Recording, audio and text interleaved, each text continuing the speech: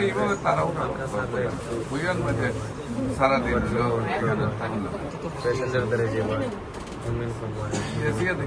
professional একটা ভাব মানে স্ট্যান্ড দিয়ে আমরা হতে পারি স্ট্যান্ড একটা রেখে দিলে এখন হ্যাঁ যে জায়গার মধ্যে মেজারমেন্ট করবা তাহলে এখানে বললো বা এখানে বললো বা এখানে বললো এখানে যেখানে বললো এটার আগে ধরবা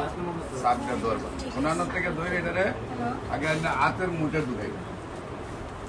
ঢুকাইয়েছে এটা ইঞ্জেকশনটা টিউমারটার মায়ের জায়গাটা বুঝে নেই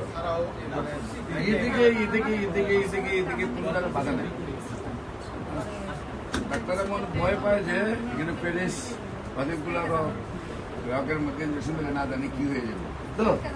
তুমি তো দিবা টিউমারটা ধরছো এখন যে কোনো সাইডে দেবে